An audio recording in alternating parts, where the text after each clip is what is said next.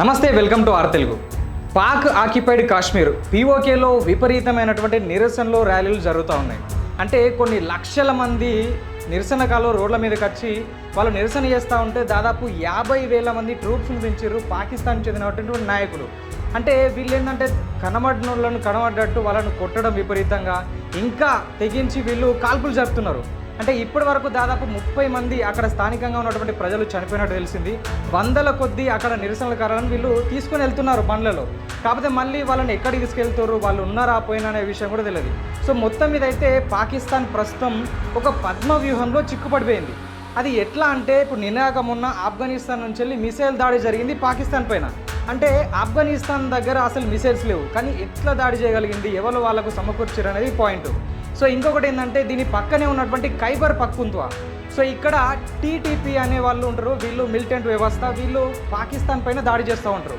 So ఇప్పుడు వీళ్ళు కూడా దాడి చేస్తున్నారు. దీంతో పాటు బలూచిస్తాన్ వీరులు, బలూచిస్తాన్ లిబరేషన్ ఆర్మీ అని మాకు ప్రత్యేకమైన దేశం కావాలని వీళ్ళు కొన్ని ఏళ్ల సంధి కొట్లాడుతున్నారు.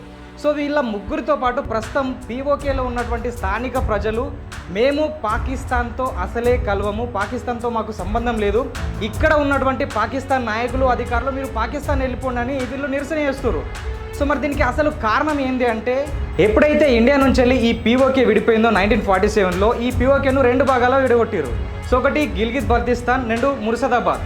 సో దీంట్లో ఏమైందంటే గిల్గిత్ బల్తిస్తాన్ పూర్తి స్థాయిలో పాకిస్తాన్ నియంత్రణ ఉంటుంది. కాకపోతే ఈ కింది భాగం ఏదైతే ఉందో దీన్ని ఒక స్వతంత్ర దేశం లెక్క వీళ్ళు ప్రకటించారు. ఎవరు? పాకిస్తాన్ వాళ్ళు. అంటే దీనికి సపరేట్ పిఎం ఉంటాడు, సపరేట్ సైనిక వ్యవస్థ ఉంటుంది, సపరేట్ పోలీస్ వ్యవస్థ ఉంటుంది, సపరేట్ రెవెన్యూ వ్యవస్థ ఉంటుంది. అయినప్పటికీ ఇది పూర్తి స్థాయిలో పాకిస్తాన్ ఆధీనంలో పనిచేస్తుంది. సో ముఖ్యంగా అక్కడ ఉన్నటువంటి నిధులు కావచ్చు, మిగతా సహజ వనరులు పూర్తి స్థాయిలో ఇక్కడ నుంచి వీళ్ళు కుళ్ళగొట్టి మిగతా సింధు ప్రాంతం, పాకిస్తాన్ ప్రాంతం కావచ్చు, కరాచీ ప్రాంతానికి వీళ్ళు తరలిస్తూ ఉంటారు. సో అందువల్ల వీళ్ళకు దాదాపు తిండి లేనటువంటి సిచ్యువేషన్, చాలా వరకు ద్రవ్యోల్బం అనేది పెరిగిపోయి నార్మల్గా తినే వస్తువుల కోసం కూడా వీళ్ళు వేళ్ళకు ఖర్చు పెట్టాల్సినటువంటి పరిస్థితి. సో ఇప్పుడు ఏమవుతుందంటే ఇవన్నీ సమకూర్చాలంటే అక్కడ ఉన్నటువంటి కొంతమంది జనాలన్నీ కలిసి ఒక సమూహం లాగా వీళ్ళు ఏర్పడరు. సో ఏర్పడి ఒక కమిటీ ఏర్పాటు చేసుకున్నారు. ఆ కమిటీ ఏంటంటే joint Awami action committee. So దీంట్లో ఉన్నటువంటి నాయకులు ముఖ్యంగా మాకు స్థానికంగా ఉన్న వనరులు మేము మాత్రమే వినియోగించుకోవాలి, స్థానికంగా ఉన్నటువంటి అసెంబ్లీ స్థానాల్లో మేము మాత్రమే ఉండాలని వీళ్ళు పోరాటం చేస్తారు. సో పాకిస్తాన్ వాడు చేసే పని ఏంటంటే ఈ ఏదైతే ప్రాంతంలో జలవనరులను వినియోగించుకొని వీళ్ళు విద్యుత్ ఉత్పత్తి చేస్తూ ఉంటారో సో దాన్ని స్థానికంగా ఉన్నటువంటి ప్రజలకేమో ఎక్కువ రేట్లో అమ్ముతూ ఉంటారు. సో అదే కరెంటును మిగతా సింధు కరాచీ ప్రాంతంలో తక్కువ ధరకు అమ్ముతూ ఉంటారు. సో ఇక్కడ ఉన్నటువంటి ప్రాంతంలో ఉద్యోగాలు కూడా వీళ్ళు కల్పిస్తారు. ఇది పాయింట్. సో ఇప్పుడు ఎక్కువ మొత్తంలో చెలరేగడానికి కారణం ఏంటంటే ఇప్పుడు జూలై 27 నెక్స్ట్ రాబోయే నెలలో ఎలక్షన్స్ ఉన్నాయి.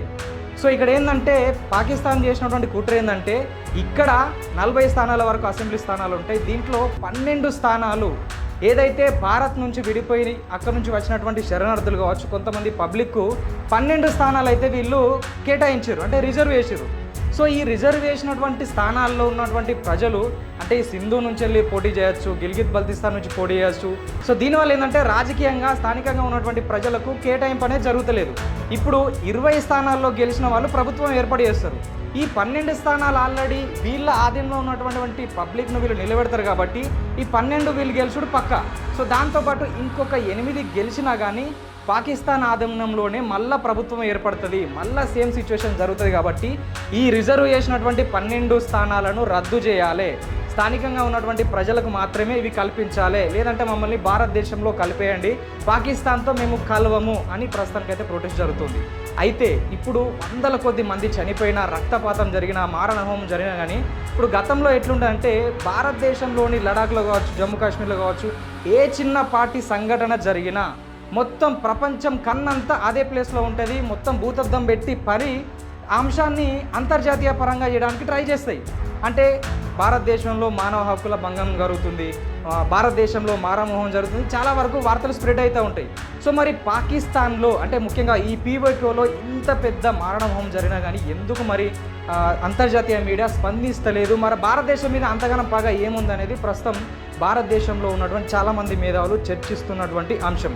సో పాకిస్తాన్ ఇప్పటికైనా మరి పీఓకేలో ఉన్నటువంటి ఈ మారణకాండను ఆపుతుందా, లేదంటే ఇప్పుడు చాలామంది ఇంతకుముందు అమిత్ షా కావచ్చు, రాజ్నాథ్ సింగ్ కావచ్చు, మోదీ కావచ్చు, వీళ్ళు చాలా వరకు అన్నారు పీఓకే ఎప్పటికీ భారతదేశాన్ని ఖచ్చితంగా పీఓకే భారత్లో కలవబోతుందని వీళ్ళు చెప్పారు.